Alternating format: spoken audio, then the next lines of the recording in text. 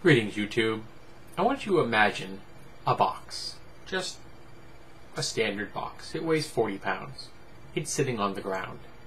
Standing next to the box are two people.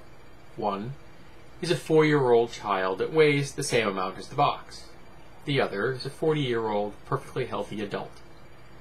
Now, if you wanted the box moved, common sense would tell you that you would ask the adult to move the box, because you have a chance of actually achieving success in that way.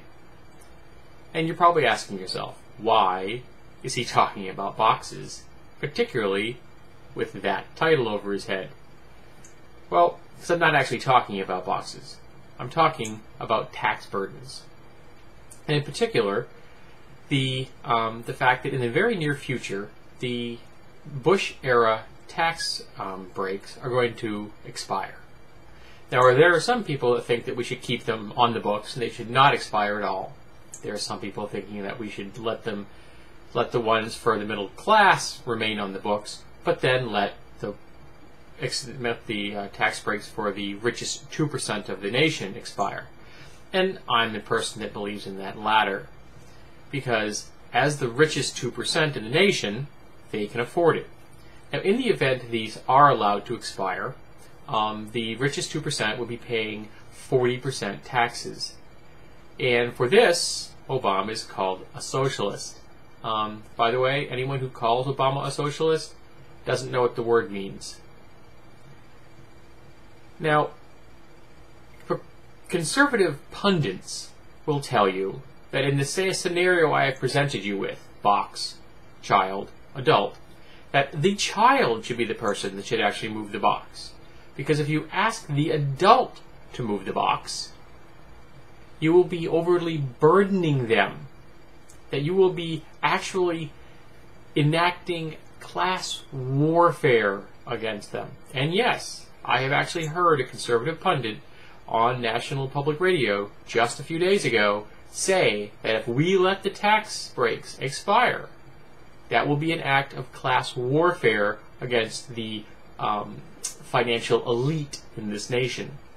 Well, at least he was partly right, because there is in fact class warfare going on in our nation right now.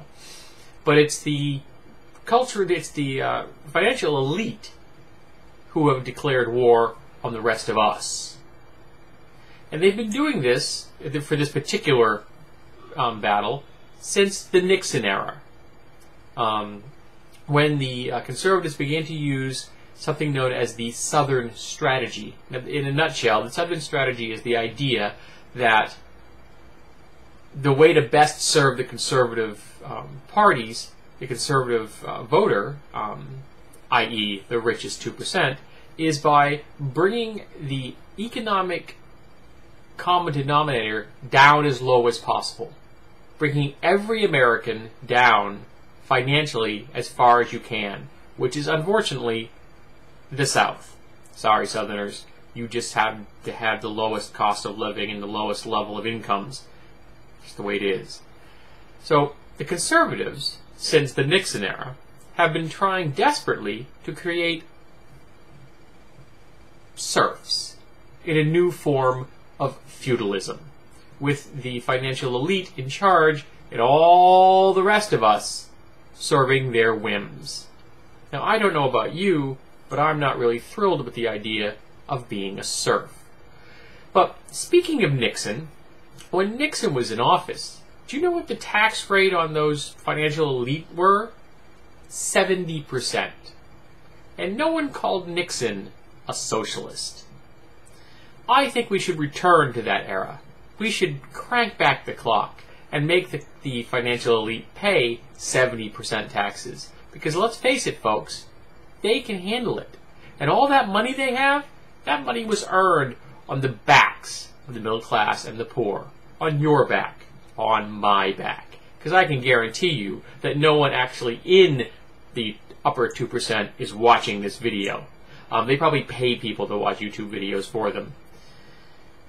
Now, I know this is going to be unpopular with some people, and one of the reasons is that many people have this dream that if they just try hard enough, they will end up in that upper 2%. And they don't want to have any laws that they may have put into effect that would adversely affect them if they ever make that. Well, I've got some bad news for anyone who holds that belief. It is in fact a delusion. You were never going to be in that 2%. In fact, the number of people who have achieved that weren't born into that class, can probably be counted on my one hand. And I'm figuring I probably don't need all my fingers. It's just almost impossible to get that wealthy. So I think that we should return to the era of that dastardly communist, Richard Milhous Nixon, and start taxing the financial elite at a 70% level. And to use my example at the beginning of my video, we should let the adult pick that box up and carry it around, because they can handle it. They are equipped to deal with it. And we should allow the child to grow up in peace.